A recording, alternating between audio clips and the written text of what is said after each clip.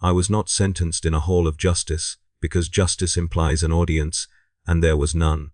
My life ended in a records chamber beneath a forge temple, where the walls sweated machine oil and the air hummed with the low irritation of overworked cogitators. A robed clerk read from a slate without looking at me, his voice flat, practiced, already moving on in his thoughts. My name was spoken once, mispronounced, then overwritten by a string of alphanumerics that glowed red on the screen. That was the moment I understood names were a luxury, and I had been living above my means. They called it labor allocation. The phrase was stamped on the parchment they pressed my thumb against, the ink cold and smelling faintly of iron. Labor allocation, as if I were grain diverted from one silo to another, as if my bones and breath were quantities to be adjusted for efficiency. There was a cog-shaped seal impressed into the wax, still warm when it touched the page, and the smell of it, hot resin and sanctified oil, clung to my nostrils long after they dragged me away. No charges were read, no defense offered. The slate chirped confirmation, and my life was balanced against a quota somewhere far above me. They herded us down iron stairs into the holding pens, a mass of bodies stripped of context and future. Chains rattled constantly, not because they were needed, but because the sound reminded us what we were. The floor was grated metal, slick with old spills that no one bothered to clean because cleanliness was not productive. Incense burners hung from the ceiling, pumping out thick, cloying smoke that burned the eyes and made every breath feel like a confession. We coughed, and the sound disappeared into the vastness, swallowed by machinery that did not notice we were alive. I learned quickly that silence was safer than speech. Those who cried out were corrected with shock prods, the crackle sharp and final, like punctuation at the end of a sentence.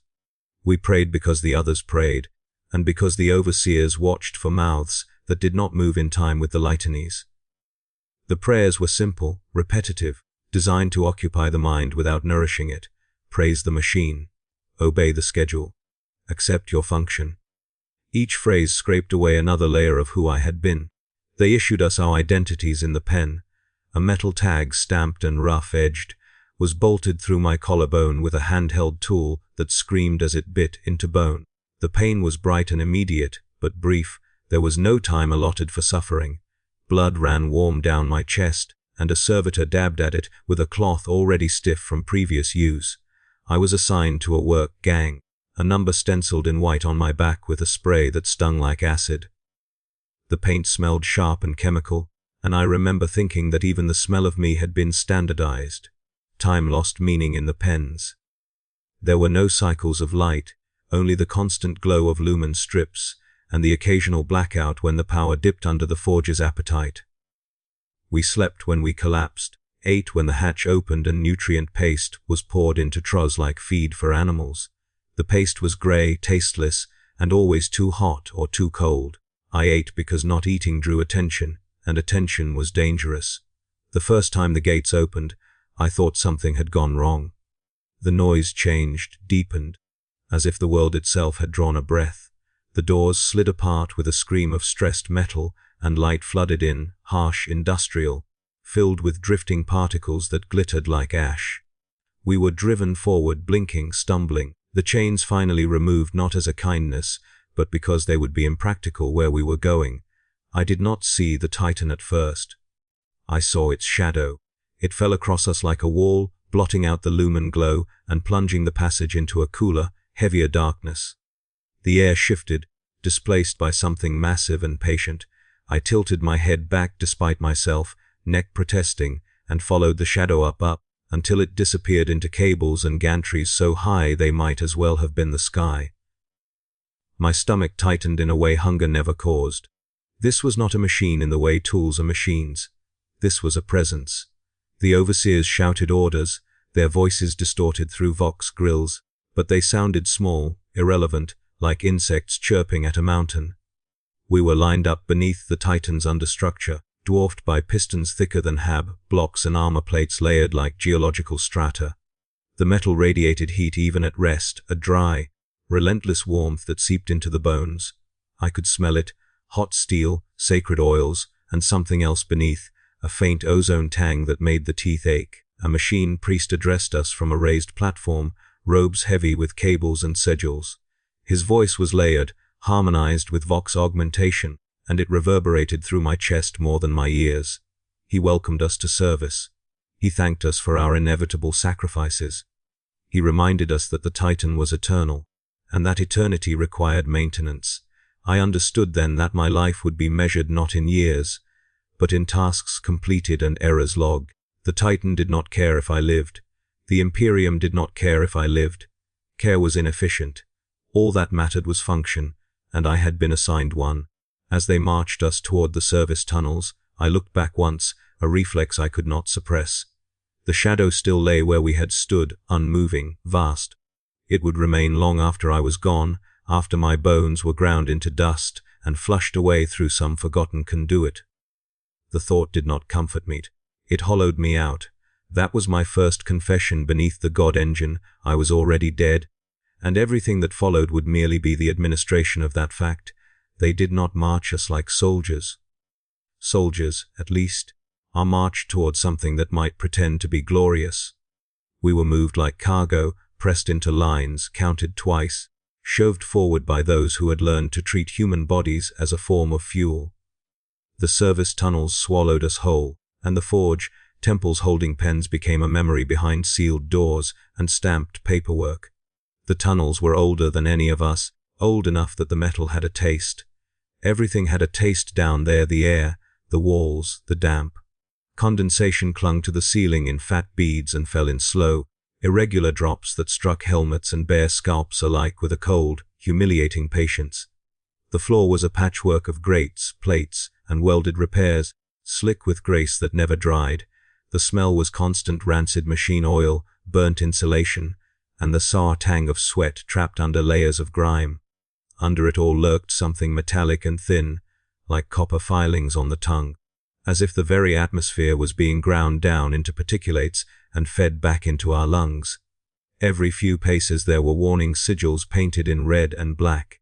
They were not art.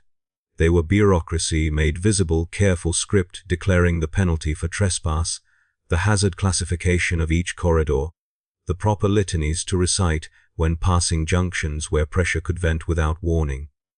I had never seen writing that felt so eager to kill. It promised death in neat lines, as if the scribe had enjoyed the clarity of the threat. The Imperium, I learned, does not merely execute you. It documents the execution in advance. We were instructed to keep our eyes down, not because the path required it, but because looking up invited the imagination, and imagination invited questions. Questions were heresy in miniature. So I studied boots and rivets, the scuffed toes of those ahead of me, the trail of rust stains like dried blood along the seams. In that downward world, I learned the language of compliance, hands visible at all times, fingers spread when ordered, mouth shut unless commanded to speak. When speech was commanded, it was never conversation. It was recitation, becog and creed. The overseer barked through his mask, becog and creed. We answered, voices uneven at first, then forced into rhythm, Babolt and blessing, Babolt and blessing. The repetition took the edges off panic. That was its true function, not devotion, containment. A frightened mind is unpredictable.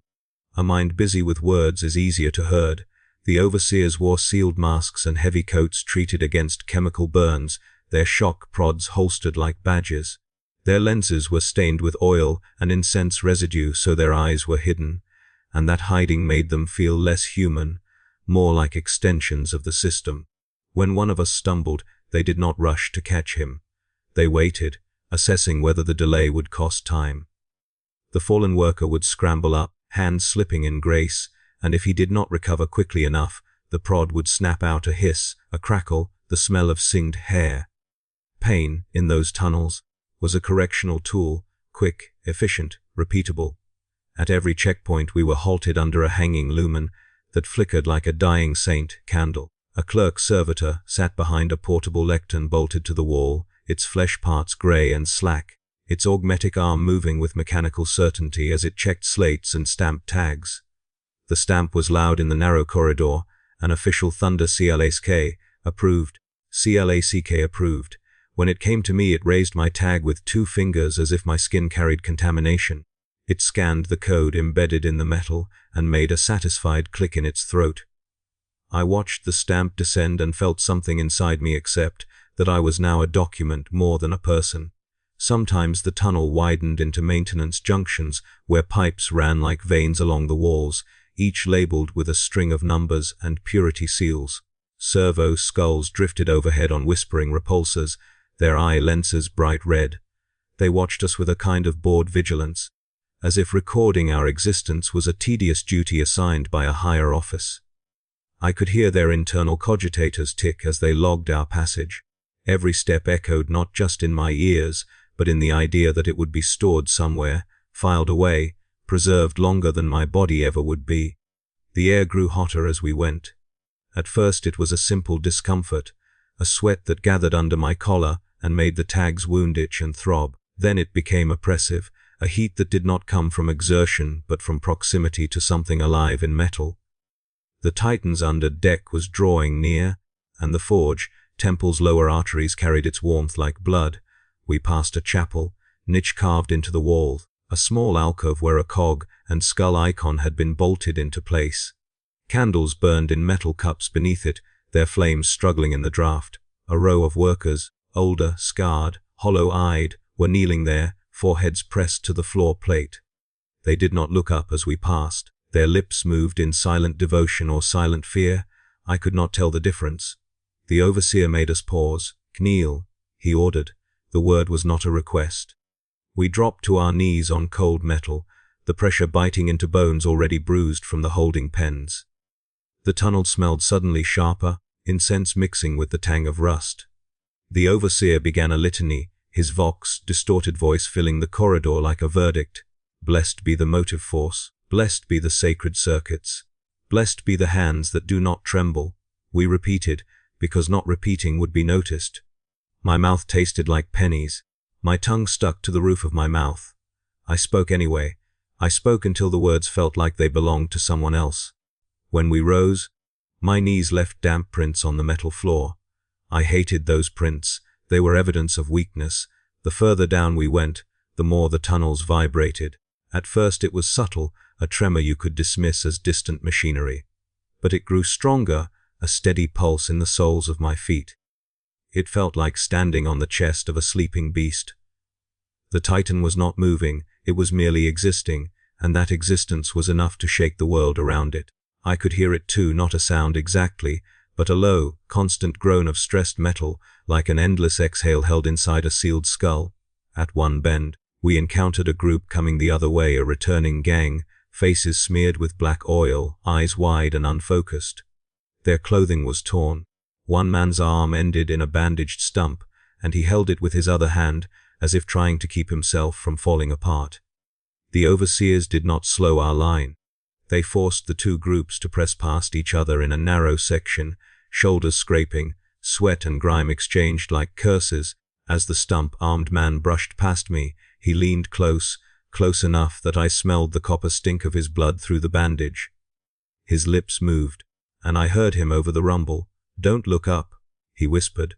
Then he was gone, dragged onward by his own line, swallowed by the tunnel's dark. I carried his words like a splinter. Don't look up. It was the kind of advice you give someone about to see something that will change them. We reached a gate made of interlocking steel plates, reinforced with riveted braces and flanked by red lumen indicators. An identification shrine stood beside it, a column of brass and bone icons with a scanning aperture at chest height. One by one, we were pushed forward to present our tags. The scanner chirped, the gate's mechanisms clanked, and the plates shuddered open just enough to admit a single body at a time. It was a mouth, chewing us into a new reality. When my turn came, I pressed my tag against the aperture. A needle pricked my skin, sampling blood, verifying that the body matched the code. The pain was small, but it made me flinch. The machine clicked disapprovingly, then accepted me with a green light. The gate opened, and heat rolled out like breath from a furnace. It hit my face and chest and made my eyes water instantly. The air beyond was thick, heavy with vapor, and the scent of sanctified coolant. I stepped through and felt the tunnel behind me vanish, replaced by a cavernous space beneath the Titan's under deck. It was not merely large. It was vast, an industrial cathedral inverted, with the Titan's armored belly looming overhead like a ceiling that could fall at any moment. And I looked up. I could not help it. The warning was too late.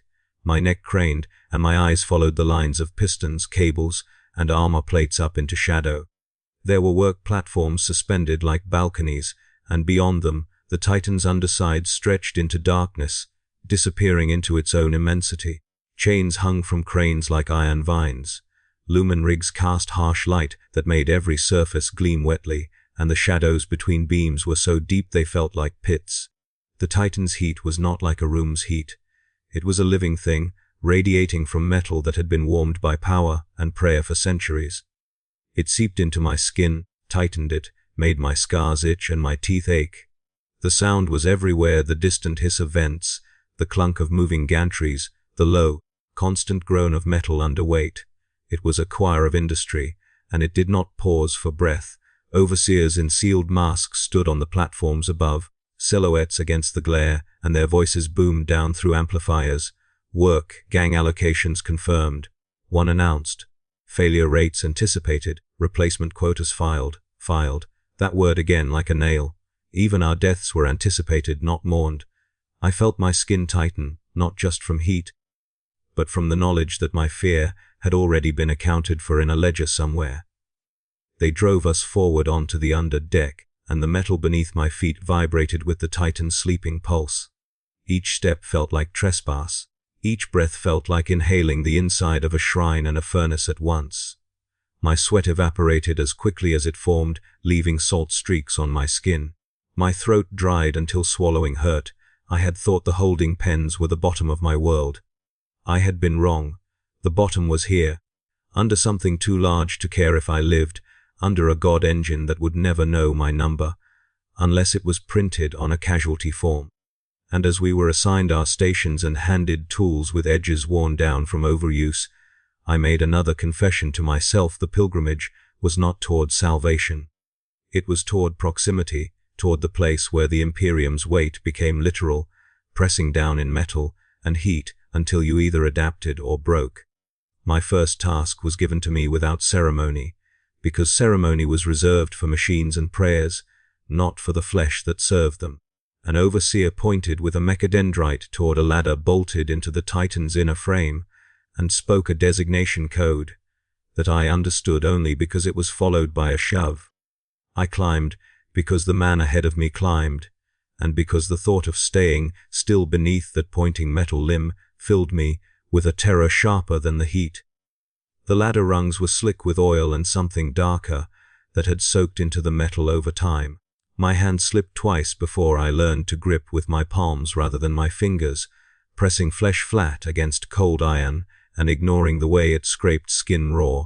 Above me, the ladder disappeared into shadow, and below me, the deck receded into a trembling haze of light and steam. The Titan's under deck was not quiet. It hummed, groaned, hissed, and occasionally thudded with the distant movement of some internal mass shifting its weight. Every sound felt like a reminder that I was inside something that could crush me without noticing. At the top of the ladder was a narrow maintenance ledge, barely wide enough for two boots placed carefully side by side. A railing ran along one edge, dented and warped, its purity seals yellowed and peeling.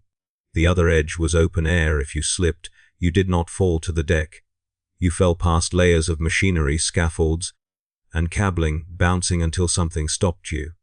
I did not look down again after the first glance. A servitor waited there, bolted to the wall at waist height. Its organic eye tracked my movement with dull interest, while its augmetic arm extended a tool toward me, a brush with stiff, wire bristles and a handle wrapped in cracked insulation tape. The bristles were already bent and clogged with old residue. The servitor's vox emitter crackled. It intoned, "Devotional grime removal. Access rib segment 9-7 alpha. Begin." I followed the direction of its pointing limb and saw what I was meant to clean. The access rib was a massive structural element, a rib of armor and support that curved along the Titan's inner hull. Its surface was layered with residue-dried oils, dust, flakes of oxidized metal, and thick streaks of congealed unguents left by generations of rites. Purity seals had been affixed and removed over centuries, leaving behind torn parchment fibers and hardened wax. To me it looked ancient. To the manuals it was contaminated.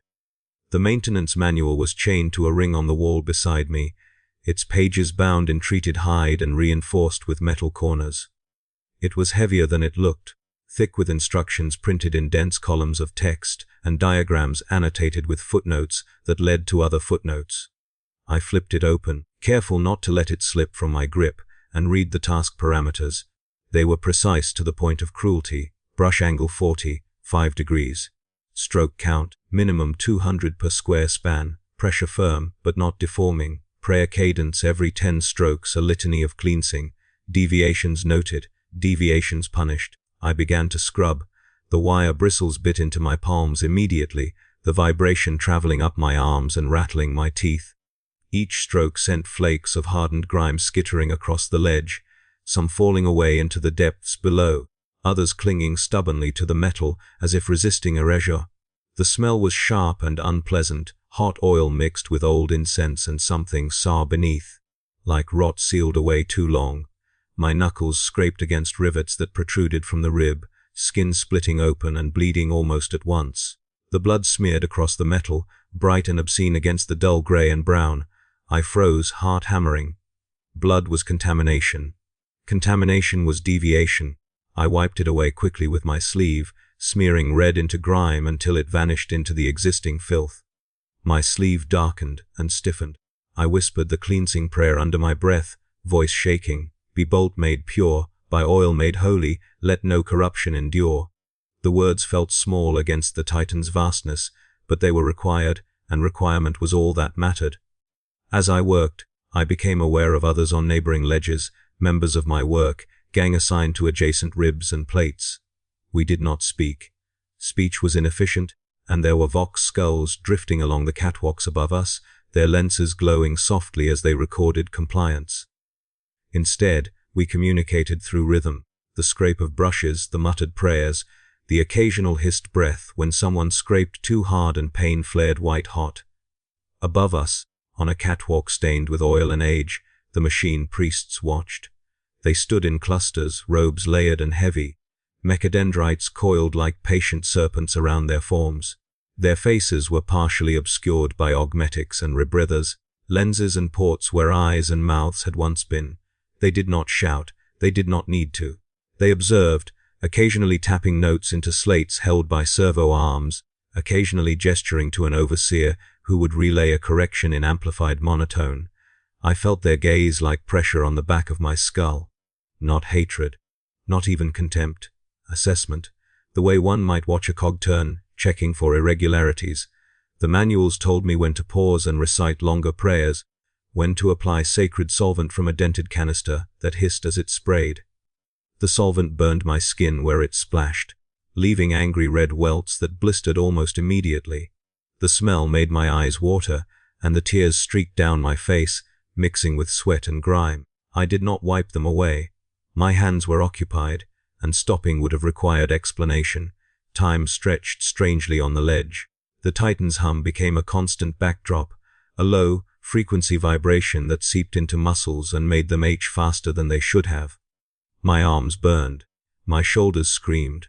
I lost count of strokes twice and had to start again from the beginning of the span, because guessing was deviation. At one point, I heard a sudden metallic clang from the ledge to my left, followed by a sharp intake of breath that cut off abruptly. I risked a glance.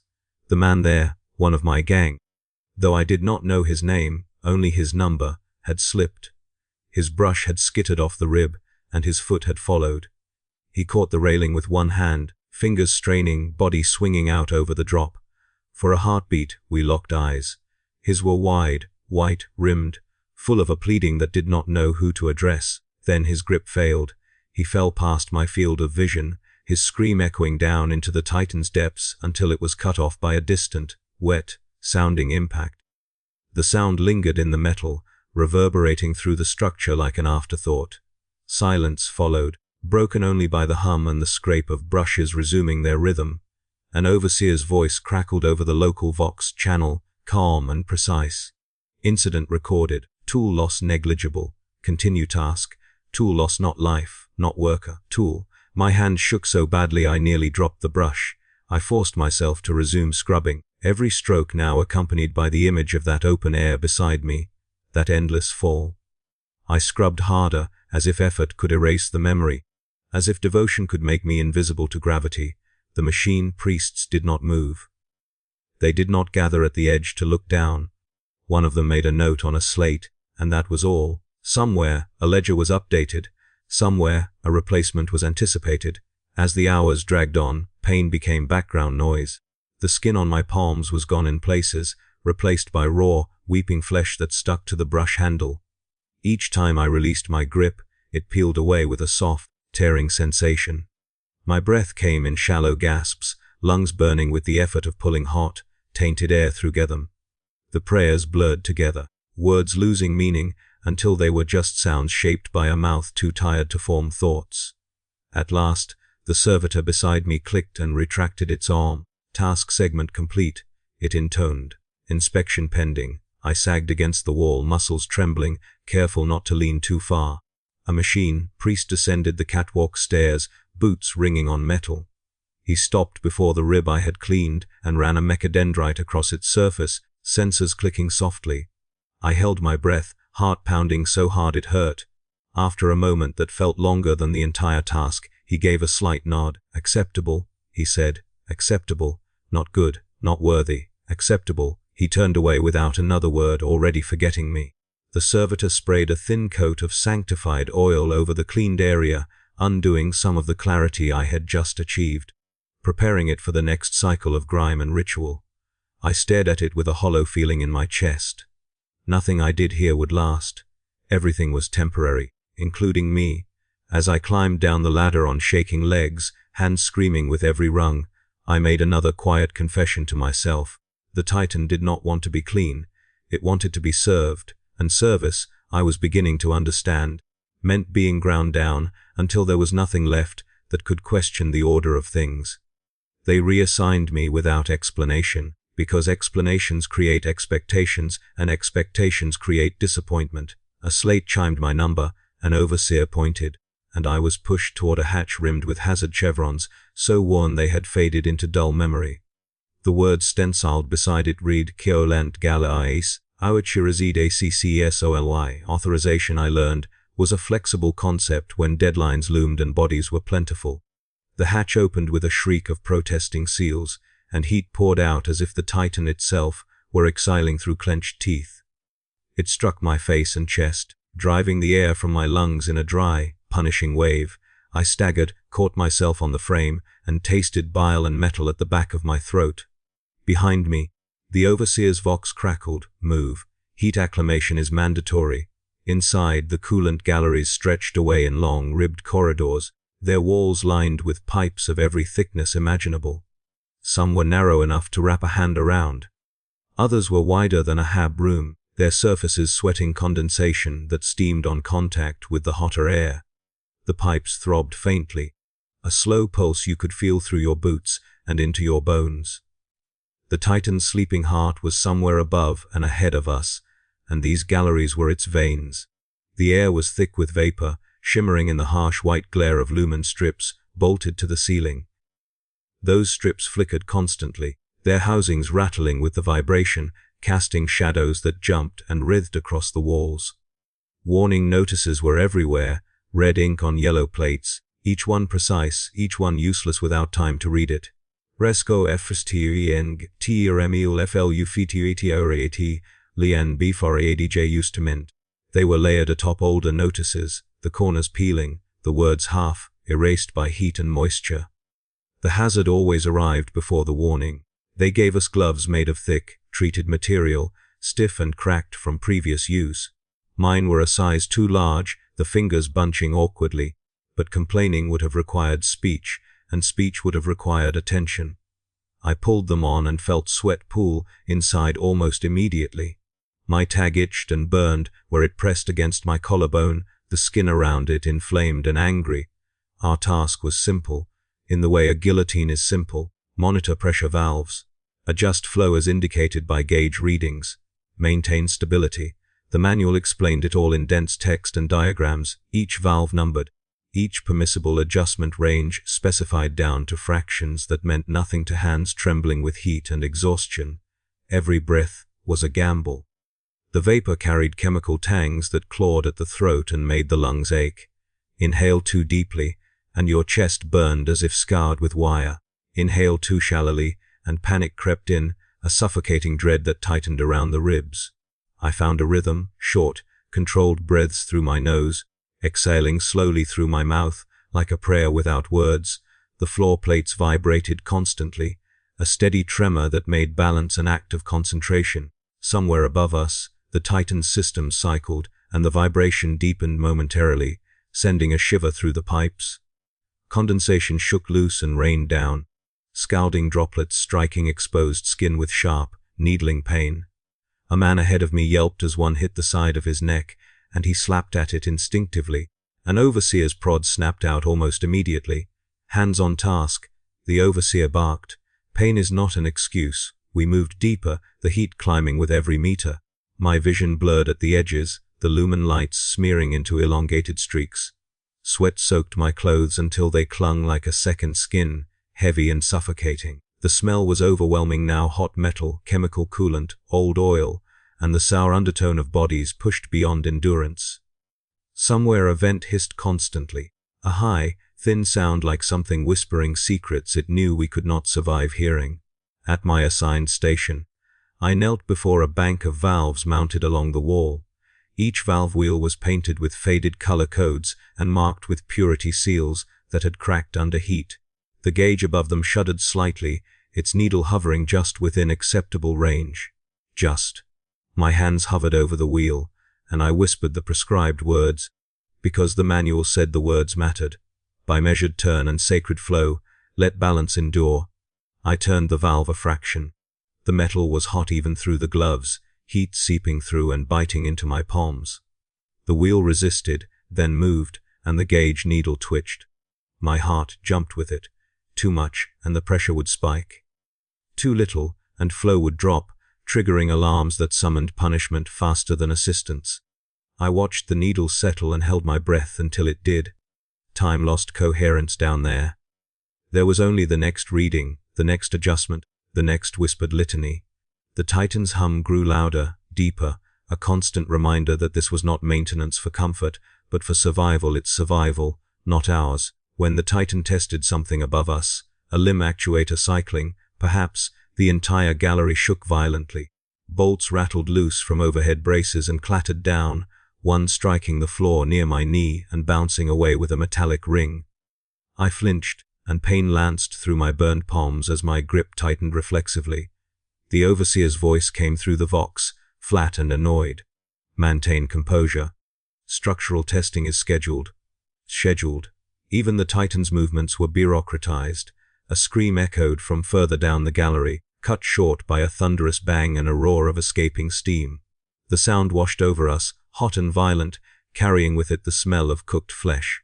Alarms wailed, shrill and insistent, red lights flashing as the lumen strips dimmed in response. Pressure breach in Sector Delta 7, the overseer announced. Containment teams en route. Non-essential personnel remain at stations. Non-essential. The words landed like a verdict. We were not containment teams. We were ballast, expected to hold until someone more important arrived. Steam billowed down the corridor, turning the world into a white, scalding fog. I could hear coughing, retching, the frantic slap of boots on metal as someone tried to move against orders. The heat spiked brutally, a wall of pain that drove tears from my eyes and made my skin feel like it was shrinking. My gauge needle began to climb. I stared at it through the haze, mind screaming in small, bureaucratic fragments. Out of range. Deviation. Punishment. I turned the valve again, fingers screaming, skin beneath the gloves blistering. The needle hesitated, then dropped back toward acceptable. Relief hit me so hard my knees nearly buckled. The steam thinned slowly, drawn away by systems I did not understand and could not see. When it cleared enough to reveal the corridor again, there was a body slumped against the wall where the scream had come from. The skin on his exposed arm was red and slick, blistered beyond recognition. He did not move. 2 servitors arrived moments later, their movements precise, impersonal. They lifted him by the limbs and carried him away, leaving behind a dark smear that quickly dried in the heat. No one spoke. The alarms ceased. The red lights faded back to white. The overseer's voice returned to its usual monotone, breach contained. Resume standard operations. And we did. My hands moved automatically, guided by pain and fear and the memory of instructions beaten into me by necessity. The Titan's pulse continued beneath my knees, steady and indifferent. It did not care that flesh had failed. It cared only that pressure and flow remained within tolerance. As the shift dragged on, my thoughts narrowed. There was no room for hope down here. Hope required cool air and distance. All that existed was heat, vibration, and the constant demand to keep something monstrous stable with hands that were burning away layer by layer. By the time we were finally pulled from the galleries, stumbling back toward marginally cooler air, my gloves were fused to my skin in places. Peeling them off later would tear flesh away with them, but that was a problem for another ledger, another moment. As I emerged from the hatch, gasping, lungs raw, I realized something with a clarity sharper than pain. The Titan did not sleep, it merely waited, and in its waiting, it consumed us slowly, efficiently, one burned hand and one collapsed body at a time, all carefully accounted for. The inspection came without warning, because warning allows preparation, and preparation implies the possibility of improvement. We were summoned by the clang of a bell, whose tone I had not yet learned to dread, a sound sharper and more insistent than the shift alarms. It echoed through the under-deck and service corridors, cutting through the Titan's omnipresent hum like a blade through cloth. Overseers appeared from gantries and access hatches, herding us with clipped gestures toward a wide platform lit by lumen banks so bright they hurt the eyes. Inspection assembly, the Vox announced. Compliance mandatory. We gathered in uneven lines beneath the lights, steam still rising faintly from our clothes and skin. The heat here was less murderous than the coolant galleries, but the air felt thin, over-processed, scrubbed of anything resembling mercy. I stood with my work gang, shoulders slumped, arms hanging uselessly at my sides. My hands throbbed in slow, nauseating waves beneath makeshift bandages, stiff with dried blood and coolant residue. Every pulse of pain reminded me that they were still mine. For now, the clerks arrived first. They were not overseers or priests, but something colder, a different caste of authority altogether. They wore grey robes trimmed with thin lines of white, their heads bare, their expressions blank in a way that felt cultivated rather than natural. Each carried a portable lectern on a suspensor frame, its surface cluttered with slates, stamps, and data scrolls that unspooled themselves at a touch. Their boots made almost no sound on the metal deck, and that silence unsettled me more than the crack of a shock prod ever had. Behind them came the medica, servitors. They were a procession of stitched flesh and gleaming augmetics, their movements smooth and economical. Arms ended in injectors, scanners bone, saws capped for now. Their faces, what remained of them, were slack, mouths slightly open, eyes either missing or replaced by dull lenses that glowed softly. The smell of antiseptic and recycled flesh preceded them, cutting through the forge, stink like a chemical knife. We were ordered to strip to the waist. There was a moment of hesitation, a collective pause as we processed the command. Then hands moved to buckles and torn fabric, exposing skin that was burned, scarred, and mottled with bruises in various stages of healing. Steam rose from our bodies in the cooler air, and I felt suddenly, painfully vulnerable. The tag in my collarbone caught the light, its metal edges angry against inflamed skin. "Line up," a clerk said, voice mild, as if addressing children. "Maintain spacing. Step forward when called." They began at one end of the line and worked methodically, each worker reduced to a set of readings and annotations. A medici, servitor would step forward, its scanners whirring softly as it passed a beam of light over exposed flesh. It pressed cold instruments against burns, probed swollen joints, tugged at bandages with mechanical indifference. When pain made someone flinch or cry out, the servitor did not react. Pain was not data. The clerk would glance at the slate, make a notation, and stamp a symbol beside the worker's number. Sometimes the stamp was green, sometimes yellow, sometimes red.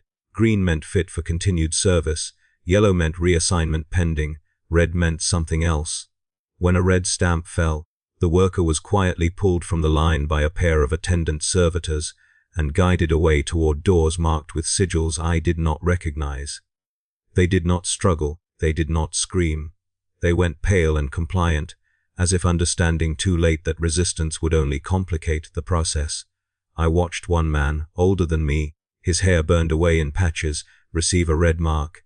The clerk frowned slightly at the slate. "Thermal damage exceeds acceptable threshold," she said. "Recovery time inefficient."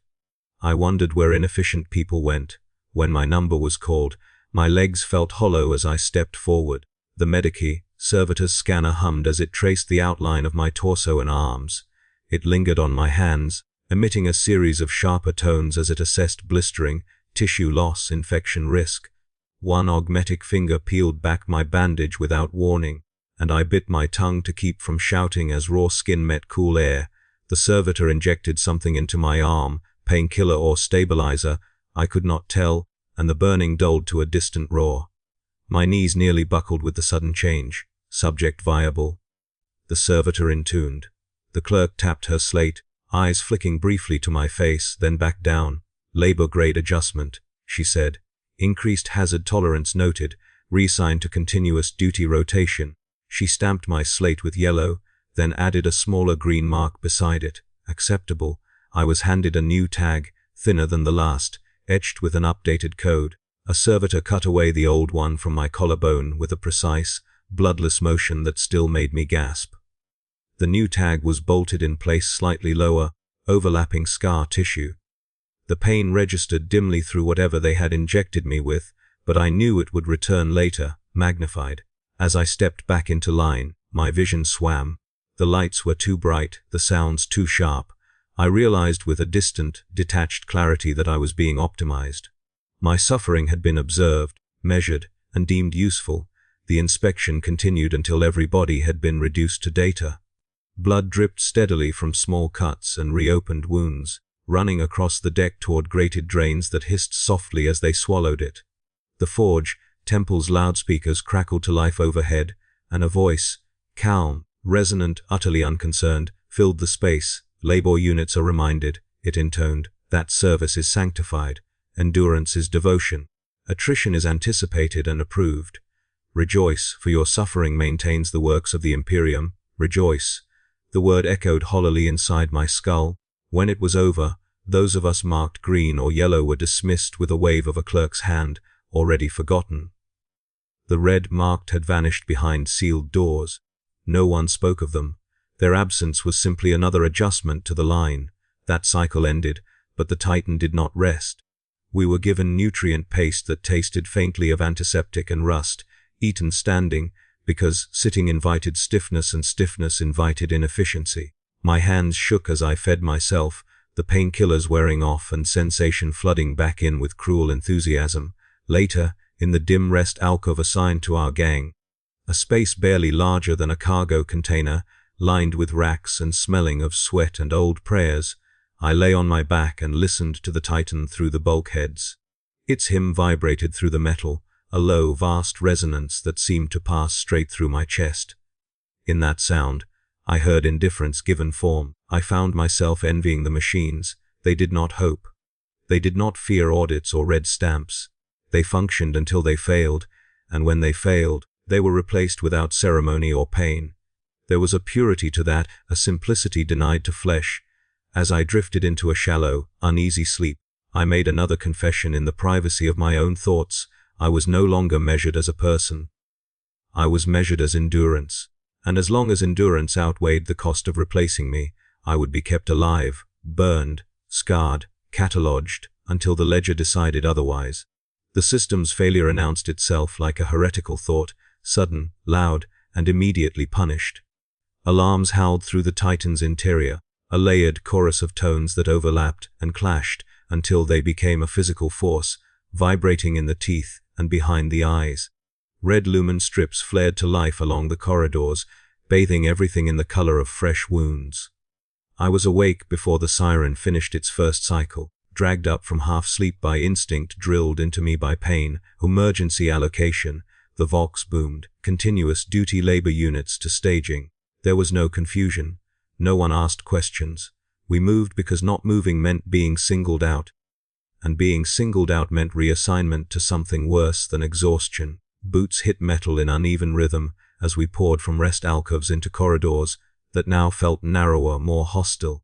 As if the Titan itself resented our presence more keenly in crisis, they issued us harnesses and load frames at the staging point, ugly, overbuilt contraptions of metal struts and tension cables designed to distribute weight across the shoulders and spine. Designed, I suspected, for bodies more intact than ours. A servitor locked mine into place with practiced efficiency, tightening clamps until they bit into bruised muscle. I hissed as a cable slid across a burn on my side, tearing it open again. Load classification replacement conduit. It droned. Mass excessive. Failure to transport within allotted time will result in disciplinary action. The conduit lay on a pallet nearby, a thick cylinder of reinforced alloy. Studded with connection ports and purity seals, it was longer than a transport truck and heavier than guilt. I could not imagine how they expected flesh and bone to move it through the Titan's arteries, but imagination was irrelevant. The harness hooks snapped into place, and the weight settled onto us like a judgment. My knees buckled. Pain exploded up my legs and into my spine as the load frame transferred the mass downward. For a moment, I thought I would collapse, crushed before I even took a step. Hands grabbed my arms, other workers, faces strained and slick with sweat, and hauled me upright. Move. Someone gasped. Not an order, a plea. We moved. The maintenance artery they sent us into was sealed for authorized personnel only, its doors thick and layered, stamped with sigils of denial. They opened it anyway, because authorization bends when failure threatens something sacred. Inside, the corridor walls were smooth and curved, the metal warm to the touch, almost feverish. The air was close and heavy, carrying the smell of hot insulation and something organic beneath, like a living thing's breath trapped too long. Every surface trembled. The Titan was not merely humming now. It was working, redirecting power, compensating for the failure somewhere ahead of us. Each tremor traveled through the conduit we carried, magnified by its mass, jarring shoulders and wrenching spines. The harness creaked ominously, metal protesting under strain. Alarms continued to wail, punctuated by clipped Vox bursts from overseers coordinating containment efforts far above our pay grade. We advanced in short, shuffling steps, boots slipping on condensation that slicked the floor. My breath came in ragged pulls, lungs burning, vision tunneling. The conduit dragged at us, its inertia resisting every change in direction, every slight incline. Sweat poured down my face, stinging my eyes, and my hands cramped around the grips until my fingers went numb. At the first bend in the corridor, someone stumbled. It was a small thing, a boot catching on a floor seam, a moment's loss of balance, but under that weight, small things became fatal. The conduit lurched, momentum shifting violently. A man on the far side was yanked off his feet, his harness snapping taut as he slammed into the wall. I heard bone crack, a wet, final sound, and then his weight went slack. Do not stop. The overseer's voice barked through the Vox, distorted by static. Casualty noted. Maintain transport. Maintain transport. We adjusted our grips, compensating instinctively, and moved on. The dead man's harness remained attached to the conduit. His body dragged along behind us, boots scraping, head lolling at an angle no neck should allow. I did not look at his face. I could not afford that kind of attention. The corridor narrowed further, forcing us into single file. The conduit scraped against the walls, sending showers of sparks cascading down onto our shoulders and backs. The heat intensified, pressing in from all sides until it felt like the inside of an oven. My skin prickled, and then burned as sparks found gaps in clothing and bandages. The smell of scorched fabric and hair filled my nose, mixing with the ever-present industrial stench. Somewhere ahead, a timer chimed, a calm, measured tone utterly at odds with our misery. Containment window closing. The Vox announced. Expedite.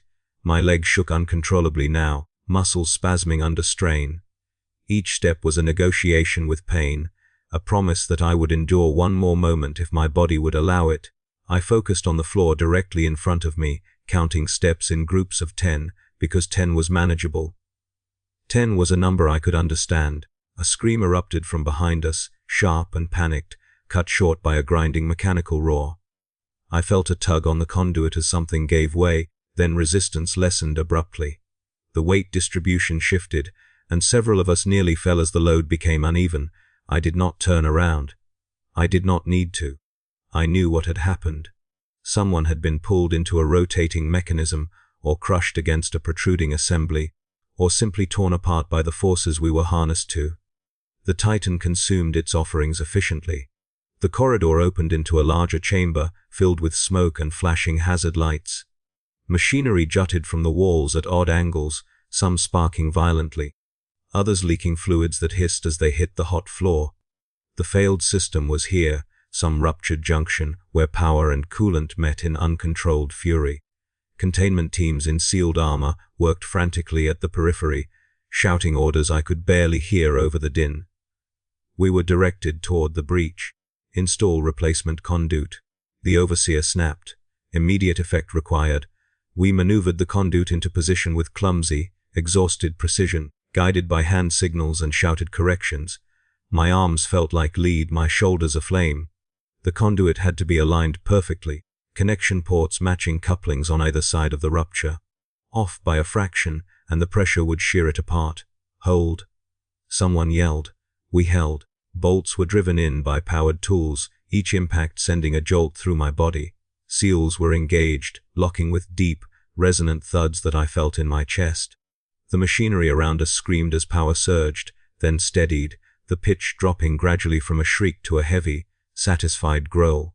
The alarms began to fade. Containment successful, the Vox announced. Casualties within acceptable parameters.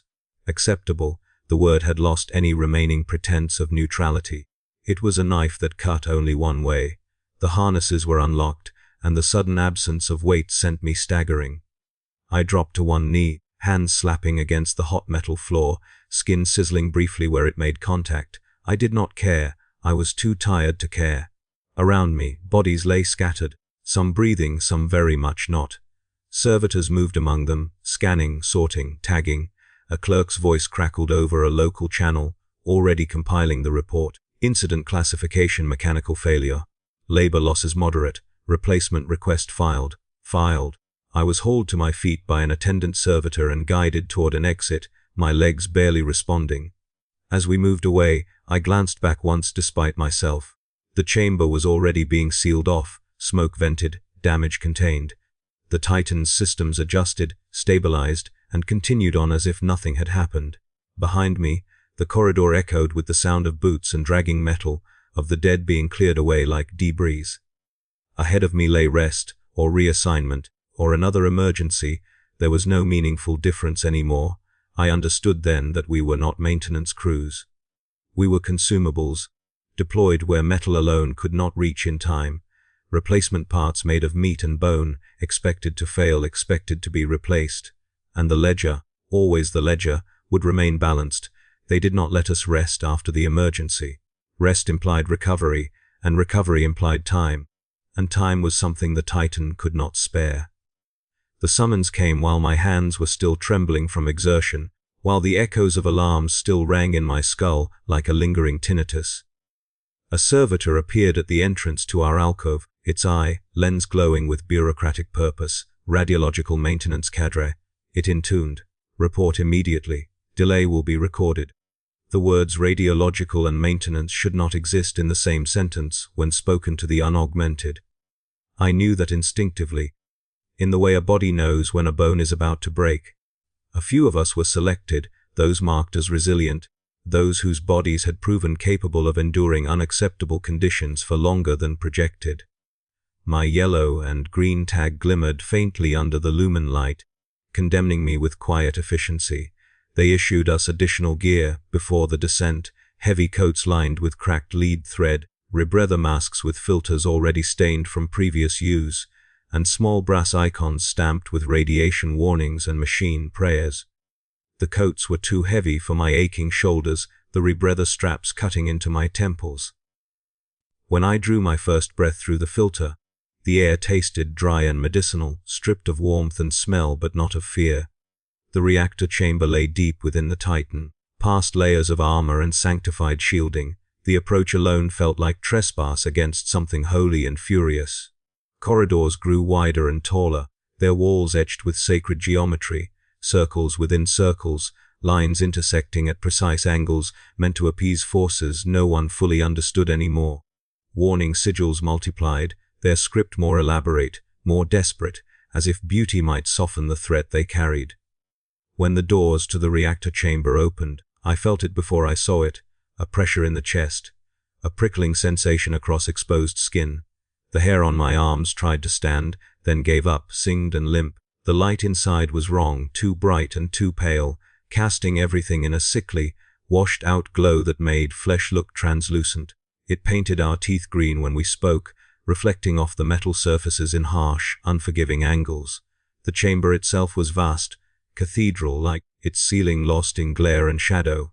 At its heart rose the reactor core, a towering assembly of armored housings, coolant lines, and glowing elements that pulsed with restrained power. It was beautiful in the way storms are beautiful, from a distance, and only to those who do not stand in their path. They told us to kneel before entering. A machine priest led the rite, his voice amplified and layered. Echoing through the chamber, he spoke of appeasement, of balance, of the machine, spirit's temper, and the need for humility before its power. He told us our fear was not a weakness, but an offering, a reminder to the Titan that flesh still acknowledged its supremacy. I knelt because the floor was already vibrating, and my legs could not have held me much longer anyway. The metal was warm beneath my knees, and I imagined radiation seeping upward, a silent tide licking at bone and marrow. I bowed my head and whispered the responses when prompted, my voice muffled by the rebreather, my thoughts scattered and thin. Our task was explained in clipped, careful terms. A shielding conduit within the reactor's maintenance lattice had degraded under sustained output. Sensors reported instability. The conduit needed reinforcement and resealing, work that could not be performed by servitors alone due to spatial constraints and the risk of delicate components being crushed by imprecise augmetics. That was where we came in. They led us to the access point, a crawlspace barely wide enough for a body, its entrance rimmed with scorched paint and layered warning seals. Heat poured from it in steady waves, not the blunt force of the coolant galleries, but a penetrating warmth that seemed to seep directly into the skull. Proceed in pairs, the overseer instructed. Exposure limits are theoretical. Recite continuously. The first pair disappeared into the crawlspace, their boots scraping metal, their voices quickly swallowed by the hum of the reactor. I waited my turn, heart hammering so hard it made my vision pulse. When my number was called, I crawled forward on hands and knees, ducking into the narrow passage. Inside, the world shrank to metal inches from my face and back. The crawlspace walls were warm enough to burn through the gloves if I lingered. The air was thin, filtered, carrying a faint, acrid taste that the rebreather could not fully remove. Each breath felt inadequate, as if my lungs were trying to drink from a nearly empty cup. I crawled. Every movement scraped my ribs against the sides, each breath a conscious effort. The metal pressed close, amplifying the reactor's hum into a bone, deep vibration that made my teeth chatter. I whispered the litany automatically, words tumbling out in a broken rhythm: tighten, seal, recite, confirm, repeat. The conduit lay ahead, its surface dull and pitted, faintly glowing in places where shielding had thinned. Tools were secured to my harness with magnetic clamps, simple devices, chosen because complexity invited failure. I reached out with trembling hands and began the work. The heat was relentless. Sweat pooled instantly, nowhere to evaporate, soaking into my clothes and dripping onto the metal beneath me, where it hissed softly. My arms shook as I tightened bolts, each turn sending a jolt of vibration up my bones. My thoughts narrowed to procedure, to the next step, to the sound of my own voice whispering prayers into the darkness. Time dissolved. I became acutely aware of my body in ways that felt invasive and wrong. The pounding of my heart, the dryness of my mouth, the strange crawling sensation under my skin as radiation did its invisible work. My hands fumbled once, a tool slipping from my grip and clattering softly against the conduit. My breath hitched. I froze, terror flaring white hot. After a heartbeat that felt like an eternity, nothing happened. No alarm. No punishment. I retrieved the tool with shaking fingers and continued, more carefully now, fear sharpening my focus like a blade. When I finally backed out of the crawl space, muscles screaming, lungs burning, the light of the reactor chamber felt almost merciful despite its harshness. I collapsed onto my side, retching dryly as the rebreather was torn from my face. The air tasted sweet by comparison, even as it carried the same faint chemical tang. A Medici servitor loomed over me almost immediately, its scanner passing over my body with a soft whine. It paused at my head, then at my hands, then lingered near my neck and chest. Radiological exposure detected.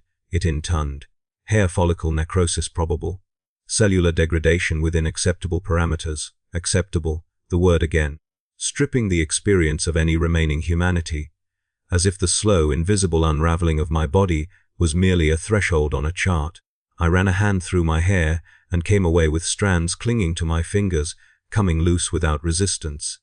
I stared at them, oddly detached, as if they belonged to someone else.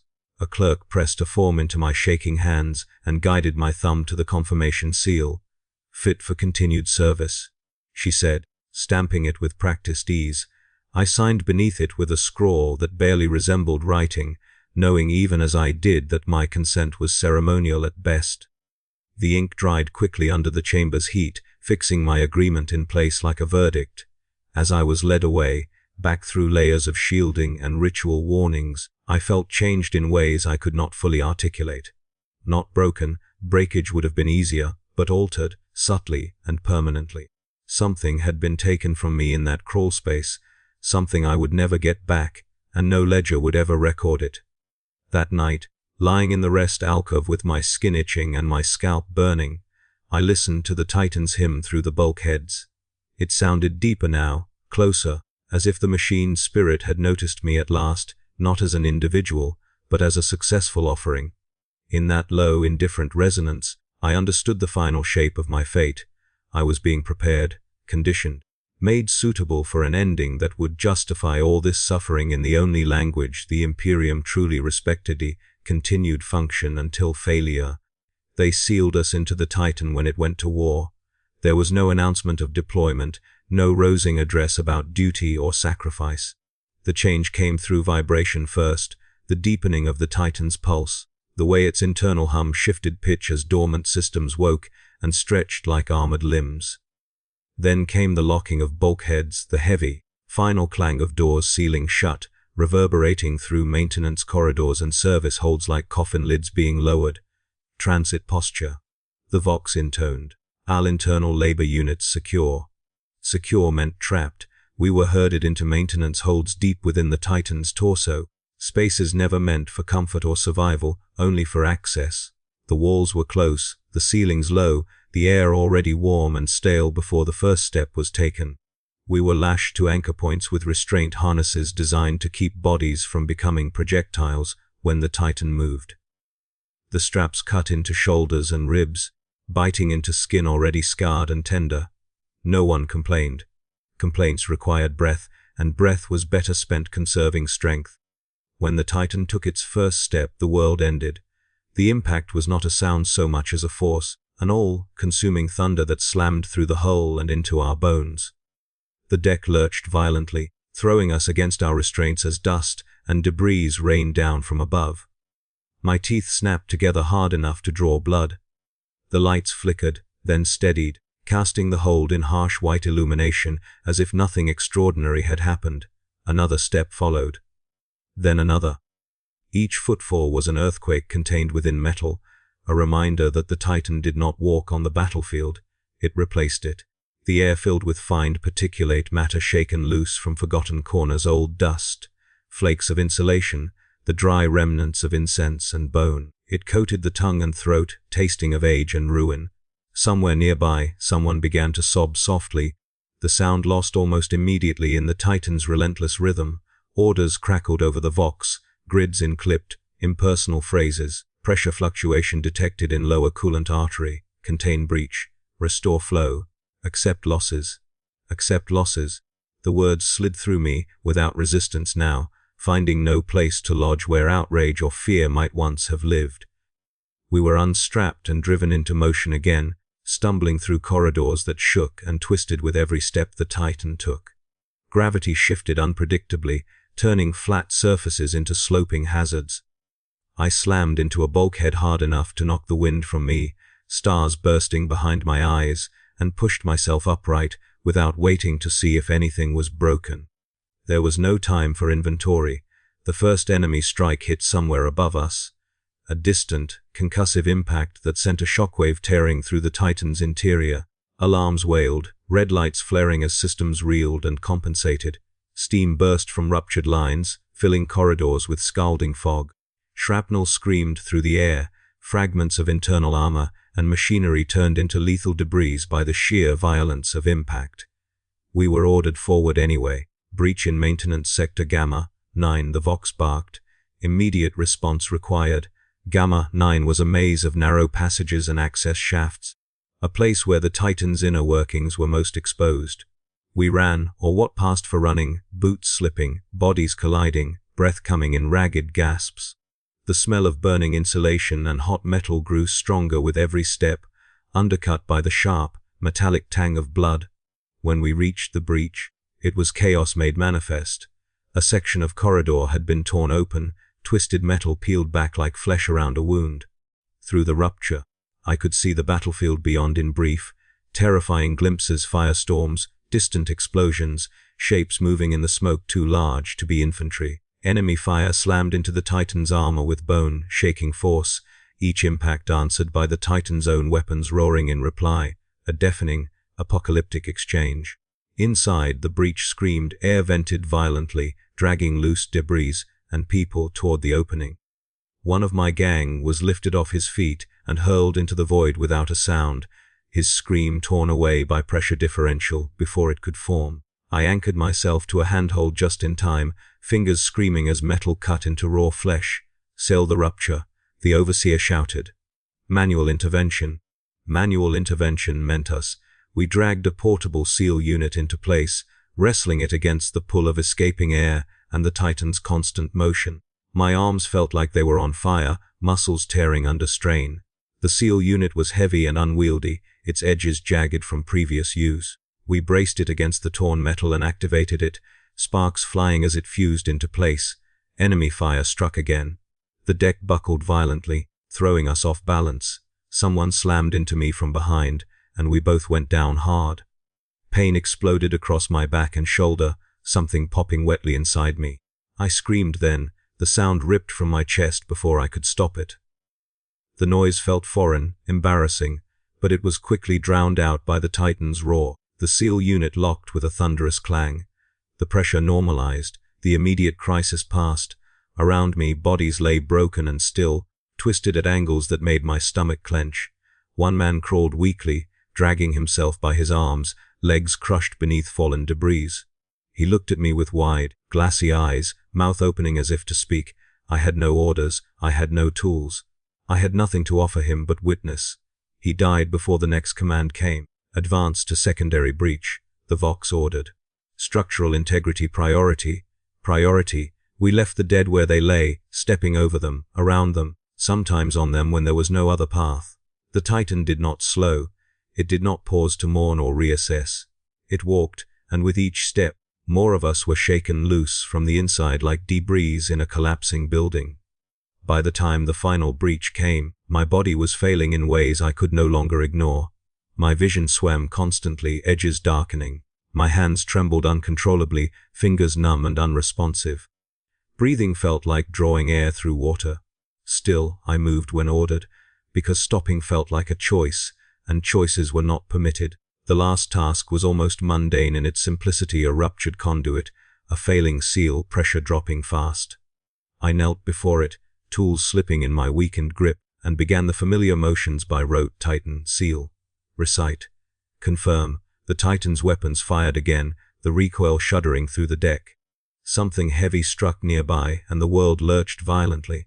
I felt the conduit shift, felt the seal strain, and knew with sudden, perfect clarity that it would not hold. I could move.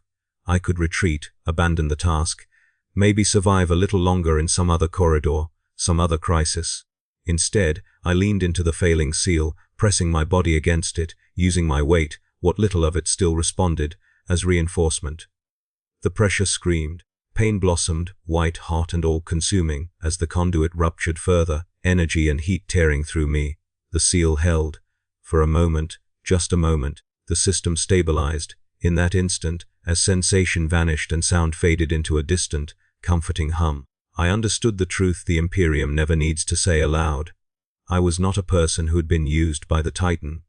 I was a function, a temporary solution applied where metal alone was not enough. As darkness closed in, I listened to the Titan walk, each footfall a vast, indifferent heartbeat. It would keep moving. It would keep fighting. The ledger would record my loss as acceptable, anticipated, balanced against success. And somewhere deep within its walking mausoleum of steel and fire, a space would be cleared, ready for the next body to be assigned beneath its shadow.